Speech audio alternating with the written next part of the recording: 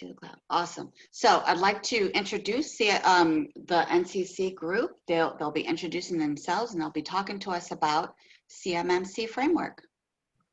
Cool. Thanks, Evelyn. So I'll do a quick introduction for Tom and turn it over to him, but hopefully it's interactive. If you guys have questions, feel free to stop us. Mike, on the note of conferences, I stumbled across something this morning that seems really cool. So if you guys if you don't follow the U.S. Chamber of Commerce, in essence, the U.S. Chamber of Commerce helps businesses lobby at a national level. And they've got a cyber summit coming up, and there's like 4 weeks. Each week there's a 1-hour webinar. There's one on cyber legislation that they're pushing for. I never realized how much cyber legislation is out there at the federal level that they're trying to push through. So that particular webinar, I want to say, is October 2nd. So go on the U.S. Chamber of Websites on their website and look at the next conference, I think is what it's called. But with that, I'd like to introduce Tom Diminich. Tom is one of our principal security consultants here at NCC Group.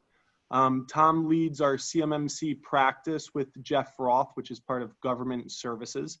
Unfortunately, Jeff had something that came up last minute, so unable to join us, but Tom comes to us with 30 years of consulting experience with IT security, and he's going to give you guys a quick rundown of CMMC and everything that you need to know about that framework and how to comply. So with that, Tom, it's all yours.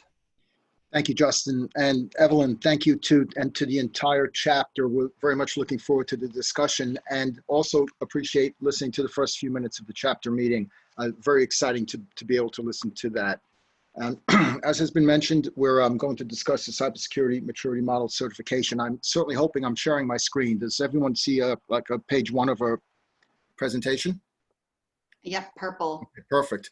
Yeah. I'm going to be sliding through this. So what I wanted to do is agree on time. I think we have until the top of the hour. We've got about 50 minutes, and that's certainly enough time for me to say a few things and then to address any comments or questions. We do have an agenda. I think Justin may have mentioned that we have done this presentation just recently and at the time estimated a 60-minute, but we certainly have the flexibility to modify that. Just at a high level, everyone, we'll do an introduction. I'll give the background of CMMC. I'll also then get into discussing the framework and how it is constructed. There are maturity levels. There are 5. We'll introduce the maturity levels. We'll get into some details of each of the maturity levels. There's a section on the agenda for the current state, and the current state today is different than the current state 2 weeks ago. This is an evolving program, but certainly we've got information about the current state. There'll be takeaways, and after we discuss the takeaways or some of the key emphasis points, there'll be some questions, time for questions and answers. This is being recorded. The PowerPoint presentation will be made available afterwards as well. And while I can certainly hope to answer any questions that come this way, if there are questions that we cannot answer, or perhaps someone has questions afterwards, on the last slide, we have our email addresses, and those questions could be sent to us.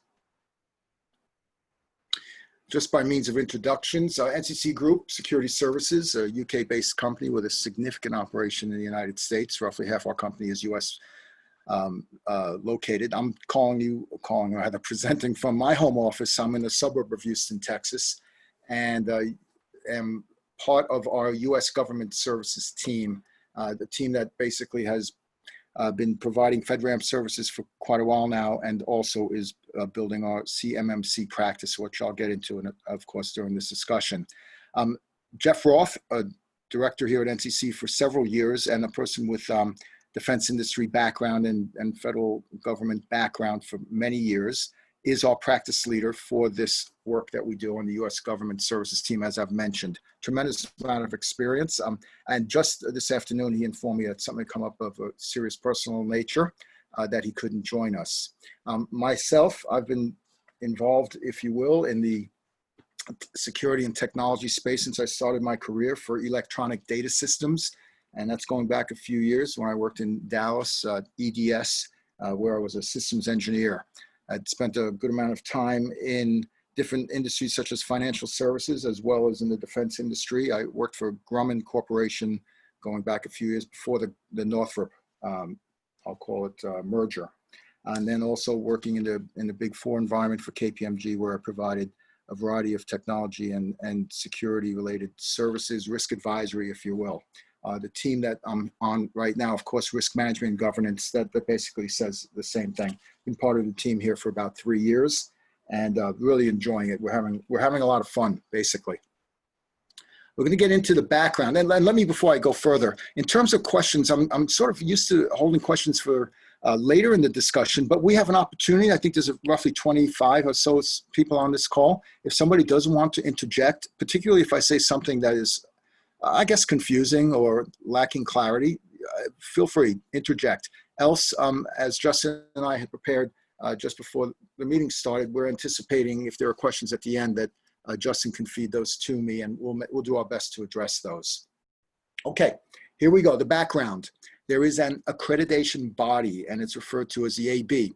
So the Cybersecurity Maturity Model Certification Accreditation Body has been established, and from here on in, I'll say either CMMC or I'll say AB, has been established to provide this program. It is building a program that will result in the certification of organizations that are contractors to the Department of Defense, either prime contractors or subcontractors. And the AB is going to develop the program as well as develop the organizations, or more importantly, the individual assessors that will be delivering these assessments to those contractors. And those will be against the defined set of controls, and we'll be getting into those. I'll probably be saying practices more than controls within the program. The model itself, as you see on the last bullet here, created by the Department of Defense. We do refer to certain links on certain slides. My advice will be now and at the end, please do look for more information on your own. There'll be a couple of items in particular that I'll emphasize will be of value. The model itself is available. As I indicated, there's sort of a summary of the model, a 28-page file that gives a good introduction. And then there's what's referred to as the appendices, which has a tremendous amount of detail, 350 pages worth of real nice detailed information that truly will help people understand much more about CMMC and the maturity levels, et cetera, the things I'll be talking about in this discussion. A little bit more background. The accreditation body has provided a series of conversations. They're available for viewing. Some of these have been out for several weeks, and I just highlight 4 of them. First, the overview, and I mentioned a few of the people who participated in that. In particular, I point out the DOD, Katie Arrington involved, as well as Shannon Jackson. And then the other ones refer to training for the CMMC standard with Ben Trubinet. I'll be talking about training further, as I've actually become involved in training myself. There's the credentialing and accreditations conversation. Again, these are relatively quick videos and they're informative. And then finally, the suggestion that you can also watch more about the actual standards themselves. The accreditation body is a not-for-profit. Right now, the directors are all volunteers. There are no salaried employees yet. The organization is evolving. There will be a more robust structure to the accreditation body over time. However, training has started, and as I mentioned, I'll get to that later. A little bit about the background, some of the key phrases to understand here, some that many of you are perhaps familiar with already, and we're going to start with CUI. I usually will say the acronym CUI, but you may hear it pronounced as CUI. That's perhaps less common. It refers to controlled, unclassified information. And as is defined in the series of bullets here, a little bit of the background of what CUI is. CUI is a requirement to safeguard, to have safeguarding and dissemination controls, as it reads right here. And I will point out, you'll hear a few acronyms during this discussion, one of which will be Federal Contract Information, another acronym FCI.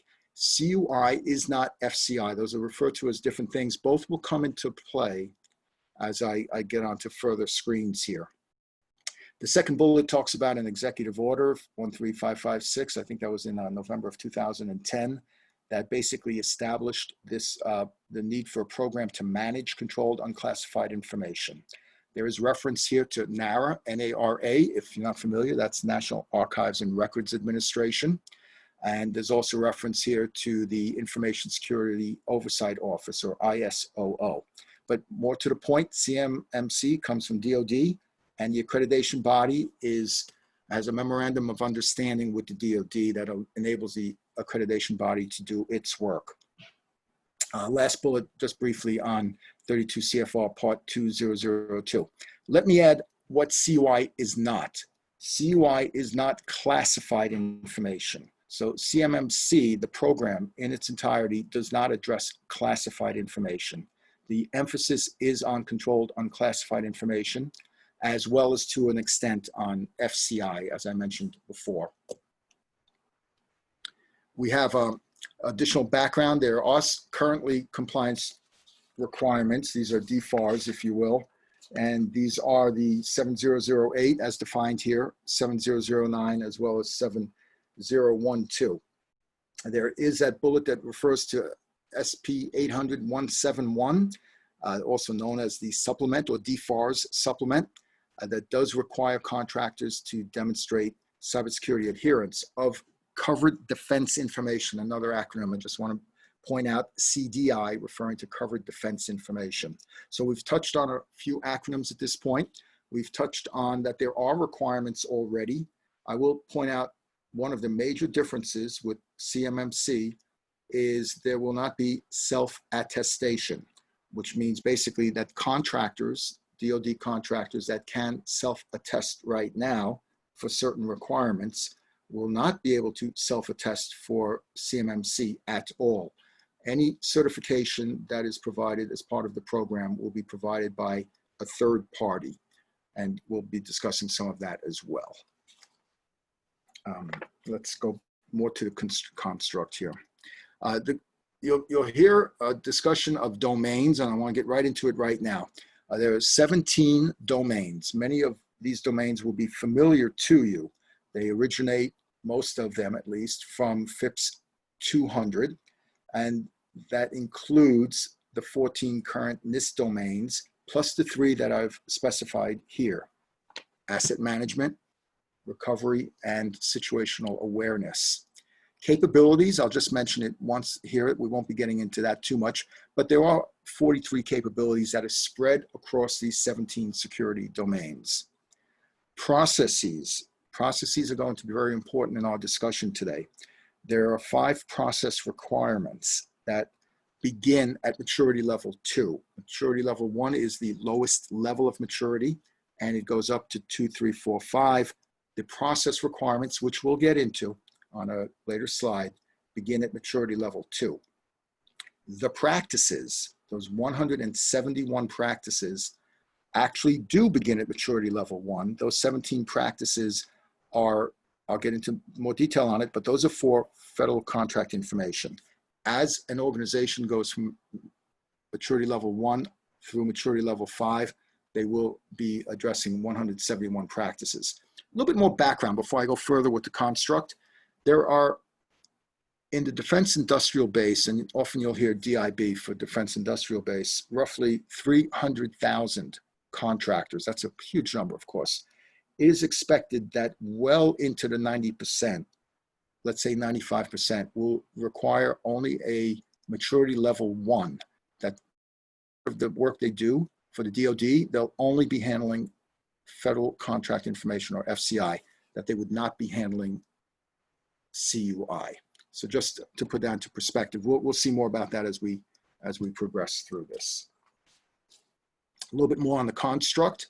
Sometimes a picture's worth it here. Notice in the footer here, we make reference to the CMMC version 1.0 public briefing. Back from January 31st, the CMMC version 1.0 became available on January 30th. The next day was a public briefing, and I believe Katie Arrington had a large role in that public briefing. What I want to point out is, if you are to look for, and I certainly recommend you do try to get those files I had mentioned, You'll see it's version 1.02. In March, there were certain minor administrative errata, minor things that were modified. Nothing substantial was modified in 1.02, but just as an FYI, 1.02 is available as we speak. This slide does show the framework, indicating that the model at the top left is broken into the domains, the 17 we mentioned, and that there are two significant components, the processes and the practices. Now we're going to have another screen. Now, a lot of action on this screen, and that's I'll point out directly this information. These two pictures are from the public briefing, from the information that you're able to download yourselves. These 17 security domains are shown listed there. Again, many of you are familiar with virtually, if not virtually, nearly all of these. So I'll draw attention then to the right side of the screen, where you'll see maturity level at the bottom, level 1, and going up to level 5. And I'm just going to touch on processes. Processes really come into play at level 2, where documentation will be required. We'll go into the processes on later slides, and then the processes are then added to where level 5 is a total of 5 processes. And we use the simple words beginning with performed, then documented, managed, reviewed, optimizing. These words mean things, and they're well defined in the CMMC documentation. But for a picture, these are pretty simple representation. Regarding practices, think cyber hygiene. At the lowest maturity level, basic cyber hygiene, that's what those 17 practices would recommend. And just a progression as an organization goes from maturity level 1 to a higher maturity level, the relative cyber hygiene improves. Level 4 and level 5, which are expected to impact very few contractors, are going to represent much more investment in practices and viewed as proactive, even advanced or progressive. Let me go into a little bit more now on the maturity levels.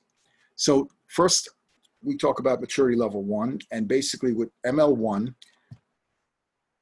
the emphasis will be on we say processes are performed, but that doesn't mean they're documented. That doesn't mean there's any evidence that could be reviewed. Practices, yeah, there'll be 17 practices representing basic cyber hygiene. The second level, the processes will be documented, and I'll explain more about the documentation, and then that intermediate cyber hygiene. ML3, even more on processes. We need to manage them. We'll get into that as well, and representing good cyber hygiene. And then just to follow on 4 and 5, there's a further process for 4, reviewing some of the activities, and then also referring to the practices as proactive. And then you'll see finally optimizing and advanced progressive. The next picture is going to focus on process. And I'll speak to this for a moment. And I really want to emphasize a couple things about processes. First, there are 0 processes at level 1. I've said that already.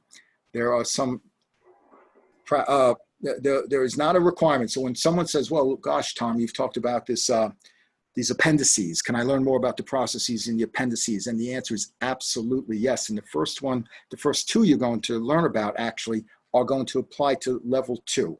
And in level 2, those 2 processes include simply establish a policy. Now I say simply, many of us will say, yeah, policy is really important. We understand what that is. Check how it's documented in the CMMC appendices, because I've seen policies well defined before. This is really saying what policies have to include. Yes, it's a high level statement, but there are minimum requirements for policies. So a lot of organizations might think, sure, we've got our policies. Heck, we even have some documented procedures. The policies really need to adhere to what the CMMC requirements are. That's one of the 2. The second of the 2 processes is saying, okay, you've got routine practices that you perform, document them as procedures. Now that's another perhaps simple concept, but the reality is there are pretty clear CMMC versions of what that really means. And it absolutely will be specific. The requirements will say that those policy and those second process for procedures are going to have to be domain specific, and we'll get into that, as well as practice specific.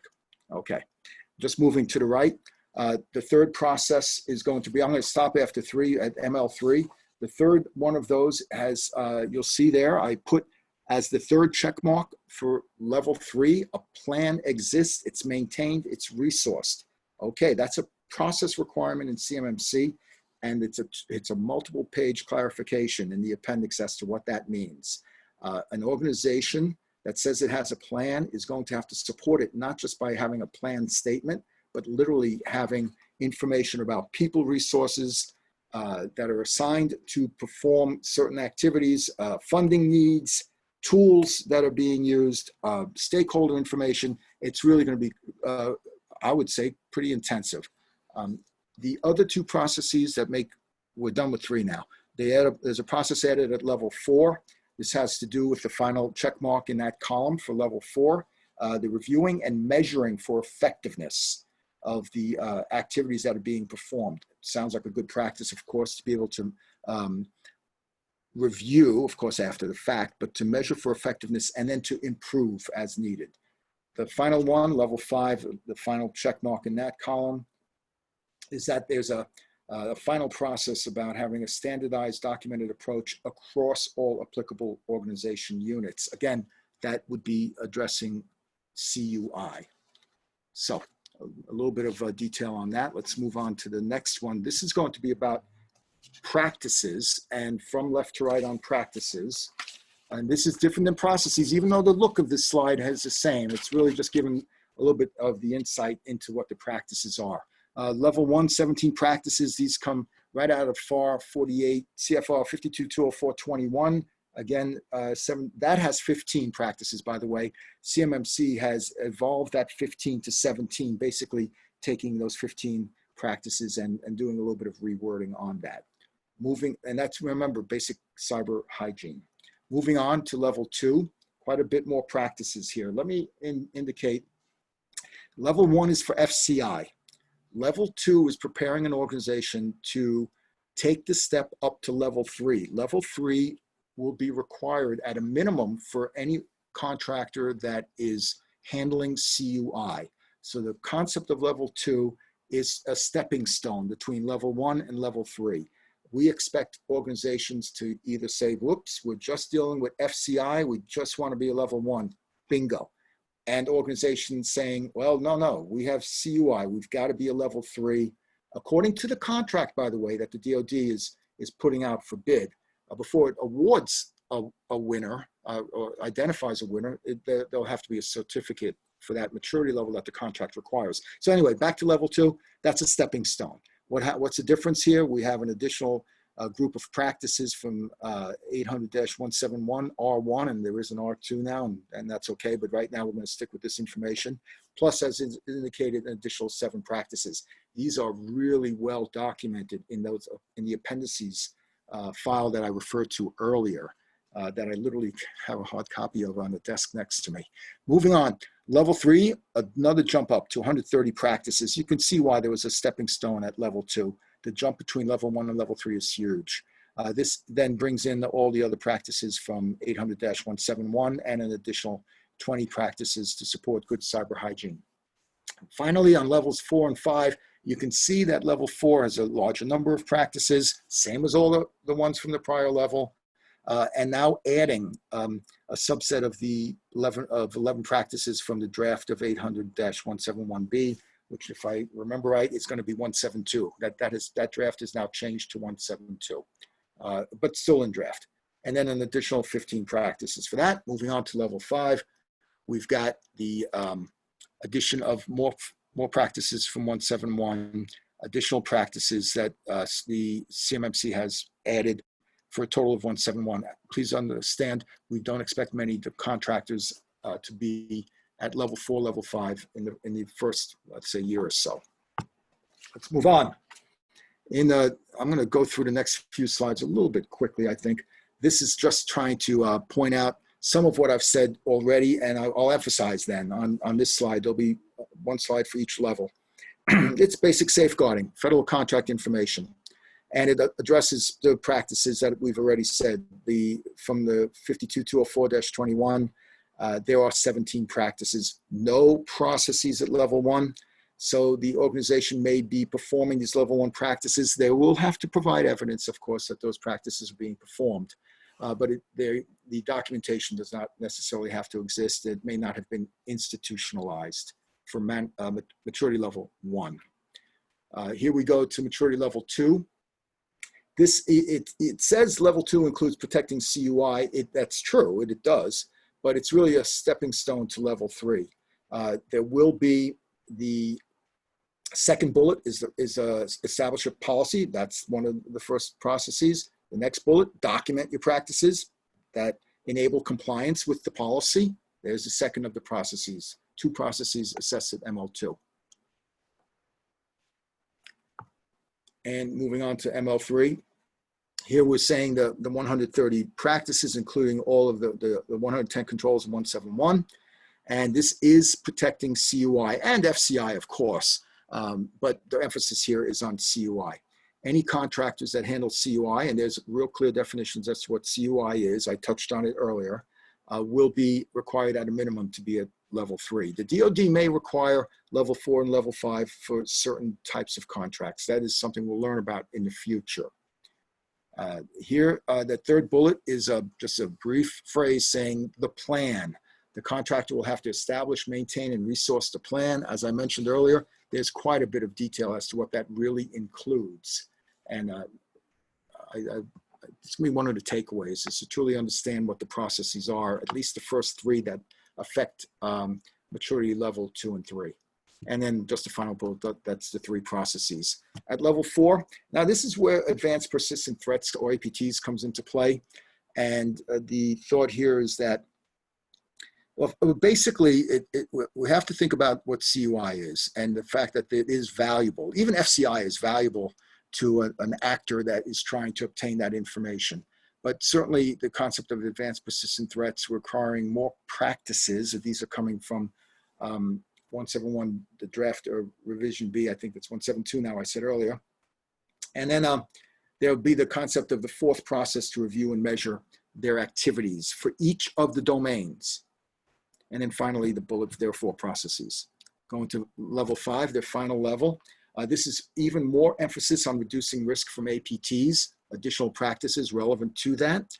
And then the final process that's required is to basically have an optimization, if you will, of their documented approach. Again, across all 17 domains come into play at ML3. Not ML2. So there are 6 domains at ML1, and there are, I believe, 15 or so domains at ML2, but all 17 that you saw earlier are in play at ML3, 4, and 5. Okay, we're going to discuss current state here, and I think we're doing okay on timing. So I've got a handful more slides here, about another 10 or so, and we'll be able to do questions at the end. But we're switching gears a little bit here. Now we're going to talk about the ecosystem, and that word ecosystem is a word that the accreditation body likes to use to describe what they're doing, what they're building. They're developing an ecosystem, and there are going to be several players in that ecosystem. And I'm going to start discussing what those players are, what we know about them now. The first that we're going to start with are referred to as OSCs, of course, acronyms, right? Organizations seeking certifications. That's basically the contractor, the prime, the subcontractor that requires a CMMC certification at whatever maturity level. This link here at the CMMCAB.org website, which is a tremendous amount of information, certainly suggests you can look at it. Some of it's really presented at a relatively high level, which makes it easy to take the first steps to understanding more about the overall program. And then you could dive into it a little bit from there. But the OSCs are urged to begin planning for certification many, many months in advance. And it's understandable based on what I've tried to explain, excuse me, to this point, that once an organization needs to get past maturity level 1, they're going to have potentially quite a bit of work ahead of them to be able to demonstrate compliance with all of the 130 practices and 3 processes for maturity level 3. But even perhaps a bigger deal affecting those contractors at maturity level 1 also is that will no longer be self-attestation. And it's pretty easy to understand self-attestation leaves a little maybe a lot of room for a less than objective evaluation as to whether certain practices are complied with. So the ecosystem, and we'll get to other players in it, is going to include processes and resources to perform those certifications. We're not gonna go crazy on dates, but the second bullet indicates that by fiscal year 2025, and actually just this past week, I'm seeing fiscal year 2026. So I don't think we need to worry about the exact year, but it's either 25 or 26, where the DoD is going to say for every contract that they put out, that what the maturity level requirement will be. There will be maturity level requirements then. The current plan is that DoD is going to identify approximately 15 contracts in the next fiscal year, in the near term, beginning already, actually, with maturity level requirements. I want to keep moving here. I'll get back to that time permitting. The OSC's third bullet, have up to 90 days to resolve any findings with the C3PAO. I haven't explained what that is, but for those of you who are familiar with FedRAMP 3PAO, the CMMC version of it is C3PAO for Certified Third Party Assessment Organization. This bullet, and I'm going to say basically, this is during the certification process, that when a certification takes place, that assessment takes place. If there are minor findings identified, then it'll be up to the C3PAO as to whether or not the OSC will be granted up to 90 days to resolve those or remediate those issues. But if there are major issues, such as the policy documentation or process documentation I referred to earlier, there won't be 90 days to resolve that. It's going to simply be a failed assessment. There is reference on the next bullet to quality auditors. So the accreditation body will eventually hire people, some of whom will be referred to as quality auditors. They'll be employees of the accreditation body. They will be responsible for reviewing any and all work that is being done during assessments. In other words, they're a gatekeeper. As much as a C3PAO may have a quality assurance program and is required to, the work that will be further reviewed by the AB itself, by the quality auditors, before any certification is granted. The good news is, in the last bullet, once the maturity level certificate is granted or given to the OSC after a successful assessment, it will be valid for 3 years. And Tom, all those ones are really, really important ones. And I think these are the ones impacting the defense industrial base the most. It's worthwhile to really highlight that 90 days to resolve any findings with the C3PAO, and probably worthwhile to also highlight that it is valid for a period of 3 years, which is good and very different from other certifications out there. Yep, that's right. Good. That's points of emphasis. I appreciate that, Justin. Thank you. Let's there'll be a number of other players in the ecosystem. Here's another one right here. The C3PAO that I mentioned earlier. Again, much more detail at the website. Certified third-party assessor organization. Companies apply to become a C3PAO.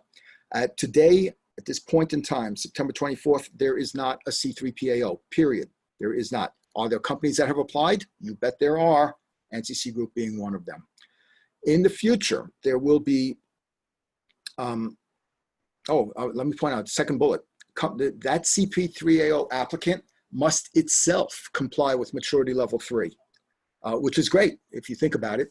Not only do they have to understand the program, they've actually got to comply at an ML3 level. And that's perhaps logical, but let me explain for those of you who may be questioning. That's because there's a possibility, not a certainty, but a possibility that the C3PAO may be touching CUI. Not necessarily, but certainly the possibility exists. So that's why the ML3 certification is required. The third bullet, listed on the directory or marketplace. So there will be, and the accreditation body will make available, a marketplace, and that will list those organizations that are C3PAOs.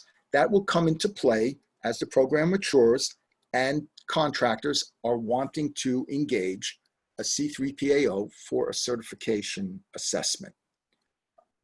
Here we indicate the bullet contracts with OSCs. Well, that's the contractor we talked about on the last slide. Next, hires and trains certified professionals and certified assessors. Let me point out that training is provided by the accreditation body. There's a fee involved. There's an application process involved. Forget about the fee. So it's not as though, I got nothing to do. Think I want to get trained? I'll just sign up. You'll apply for training. And although it's expected that many people will become certified professionals and CAs, I'll get to what those are a little bit later. There will be a scheduling process for the assessment so that there'll be a record as to what assessments are underway between a contractor and the C3PAO. And then finally, the last bullet, the C3PAOs will deliver the assessments to the OSCs and potentially, and look at the last phrase, provide advisory services to other OSCs.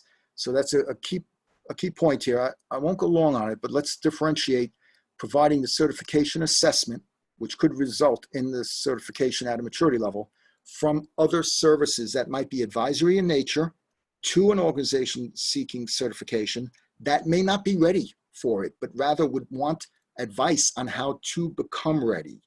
So that's a different type of service that C3PAO may be providing. Going on, this is a new slide. I had mentioned before certified professionals and certified assessors. Certified professionals will be, I don't want to say lowest, but will be trained and have a fundamental knowledge of the program. But above that, a person can become a certified assessor. And the training for certified assessors will be to a specific maturity level. Right now, it is expected there will be 3 levels of certified assessors, CA1, CA3, and CA5. And those will be increasingly intensive, particularly for CA3 and CA5, in order to become a certified assessor. You see pay application, background checks, pretty interesting. There, it's as the maturity level goes up and the certified assessor number goes up from 1 to 3 to 5, the background check does become more intensive. Details on that at the website, but certainly more intensive. There's attending classes and presumably virtual online classes when this training for CP and CA begins, and pass exams, absolutely. Proctored exams, by the way, also. The Code of Professional Conduct, something I'm familiar with, and I'll get to that in a few minutes, is a good COPC. I've read it. I'll be signing it next week, actually. And moving on, there is an annual certification fee, a licensing agreement. Sounds like a lot of administrative things here, but I do want to point out background checks can be really important, and that Code of Professional Conduct, really important. So what is a CP and CA able to do? A CA is authorized to do the actual assessments. They can be assisted by a CP. And they're, of course, aligned with, as you see the bullet, aligned with the C3PAO. So they're going to be in the field, basically. They're going to be doing the work. And there will absolutely be a field component because, as you recall, one of the domains has a physical security component, is actually physical security, and will require on-site. So some can be done virtually, some will require to be on-site. And we talk about delivering assessments, training, and consulting. That's great, but the real key here is to deliver the assessment, you've got to be certified. And check it out, the last bullet, please. After the first successful assessment, you're thinking, well, what do you mean after the first successful assessment? I passed the class, I got the exam, I signed the code, I paid my money, whatever. The first assessment is going to be reviewed carefully by the CMMC Accreditation Body. In other words, there'll be somebody watching you during the assessment, not afterwards doing a quality control. I already described that will happen, but literally there'll be someone shadowing you on the first assessment that a certified assessor works on. That's an interesting part, if you will, feature, if you will, of the program. Let's move on, page down. Provisional assessors. Okay, so what is this all about? Provisional, well, that's a pretty operative word. It's for a time being. So the provisional assessment program that the accreditation body has developed is to enable contractors to become certified in the near term. In other words, think of the concept of crawl, then walk, then run. So the program is going to start by crawling. The provisional assessors will be identified, trained, and be able to do what are referred to as provisional assessments. All of the requirements for maturity level 1 through 5 will apply. We talked about practices and processes quite a bit a few minutes earlier, but in this case, in the provisional assessor program, must be a certified assessor applicant. I did not update the second bullet. There was a narrow period of time that a person could apply for that. They had to have already applied, however, to be a certified assessor. There have been 72 people selected. I'm actually one of those 72 people, and I have gone through part of the training, the self-study part of the training, which was pretty intense. The dozen modules and the quiz, the exams, pretty cool, pretty well done. And again, pretty intense, a lot of details. Followed by next week of four full days of virtual online classroom training. And I'm in the second of 3 classes, so roughly 24 per class. The provisional assessors, class 2 next week, class 3 sometime in mid to late October, will be authorized to conduct assessments during this provisional period. Remember, I mentioned, please, that there had been a couple of contracts already that the DoD said will require a certification at a certain maturity level.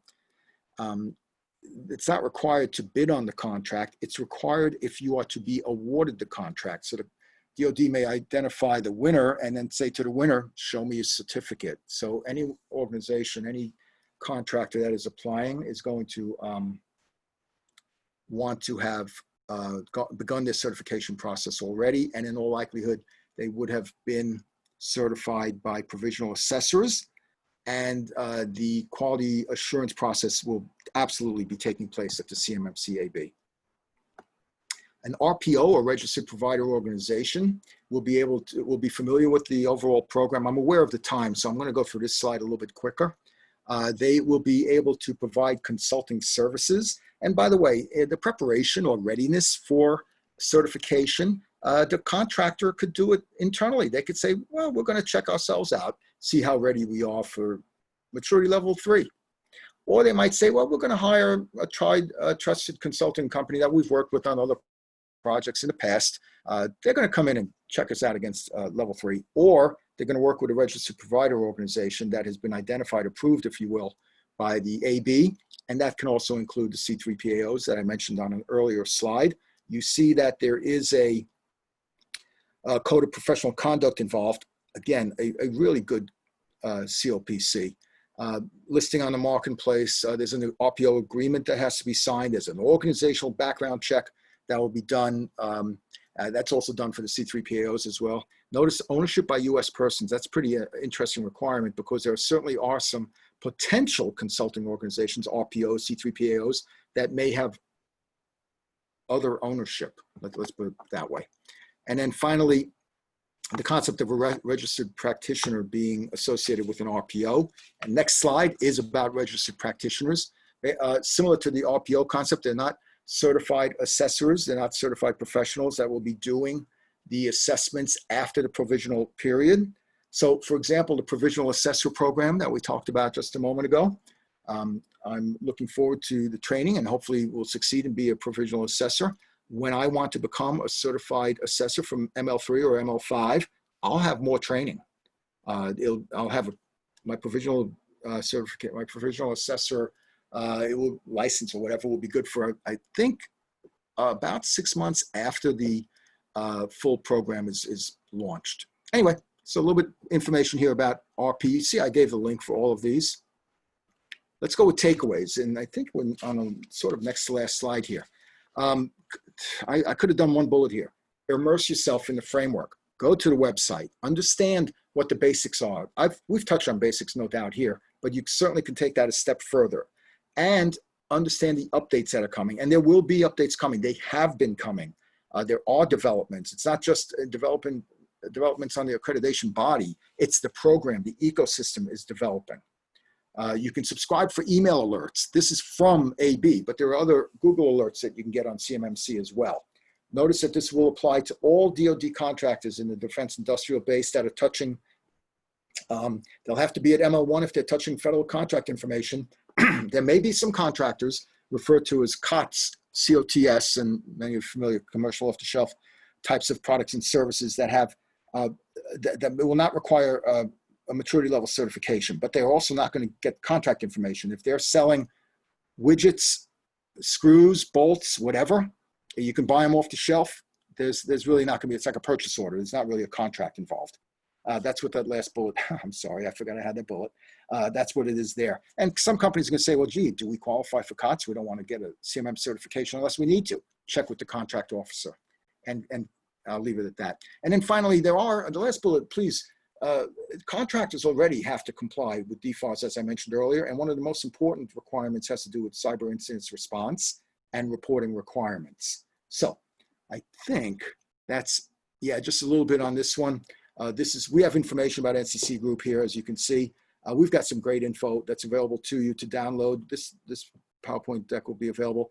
Jeff Roth is by far the expert. I enjoy when Jeff and I have any discussions related to CMMC and FedRAMP. I learn something every time, although he claims that he's learning from me now on CMMC. I believe him, but still, let's see. Okay, that is the final slide. How about questions? Justin, I feel like I might have been rushing a little bit, but we certainly have time.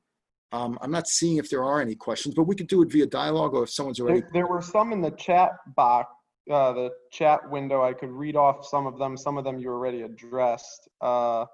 One of them, let's see here. All right, I'm going to start with this one. Tom, can you explain why CMMC rather than NIST 800-171? I think you addressed this one, but just in case, Mike, do you want us to expand on that?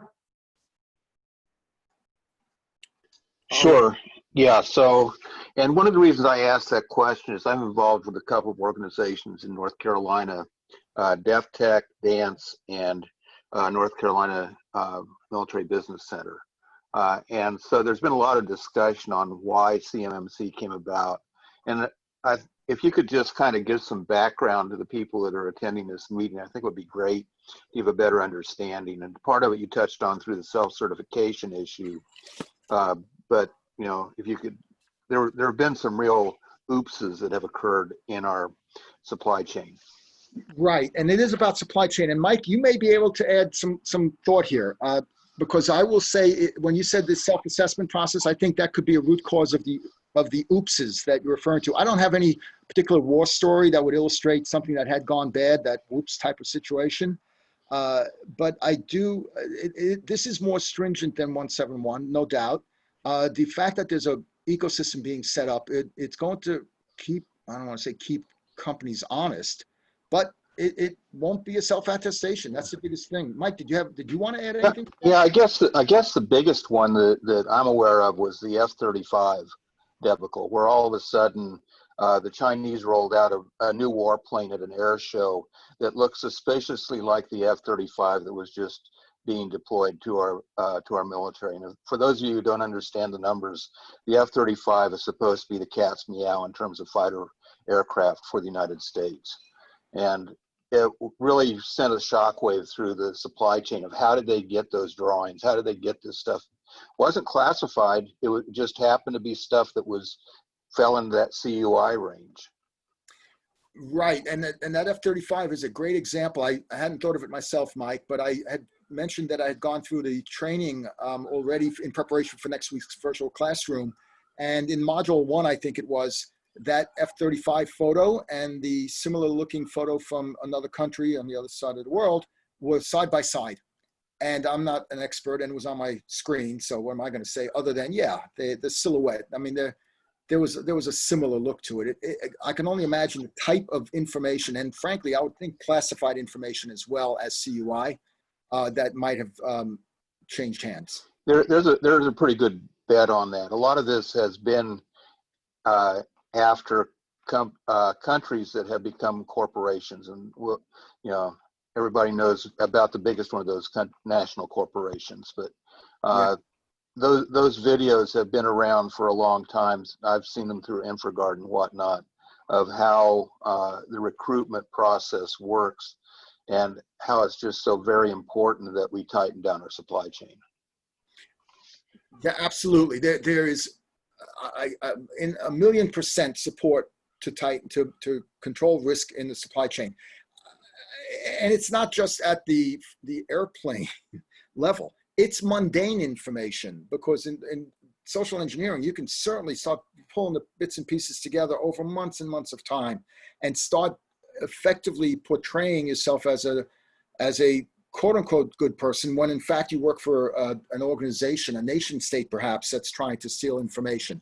So there's no doubt that this is a great idea in terms of securing CUI as well as classified information further. Can I move on? I just want to address a couple of the quick hitters here. Robert Klein asks, hey, Robert, will the marketplace be similar? Yeah, similar, absolutely. But let me also bring up the word that there's still the concept of, will there be in the future any type of reciprocity between the CMMC ecosystem and the FedRAMP world?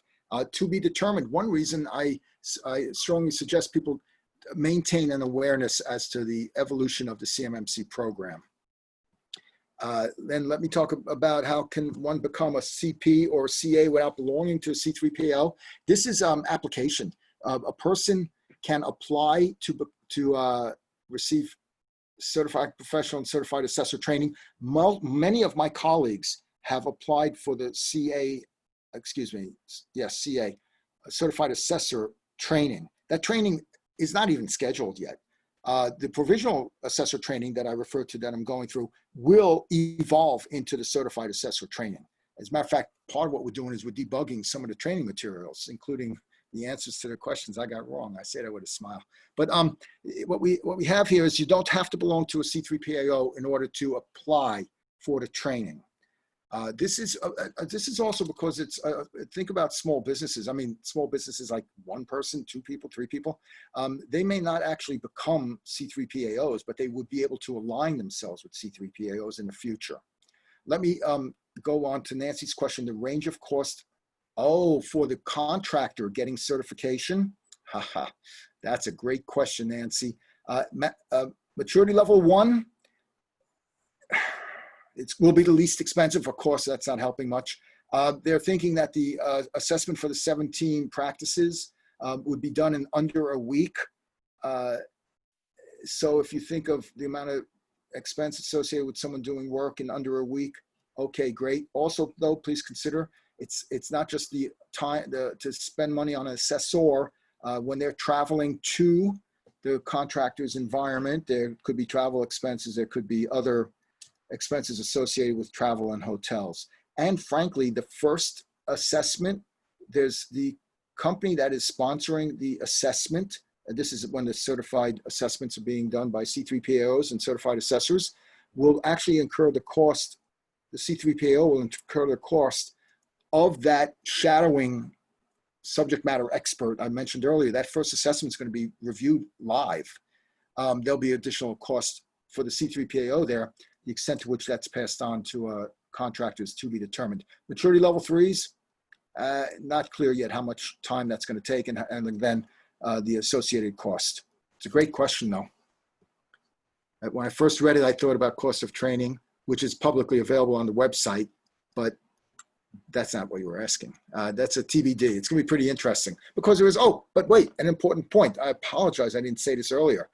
That is a recoverable cost. In other words, the contractor that must demonstrate, let's say maturity level 3 and be certified, will have to pay that C3PAO for the services.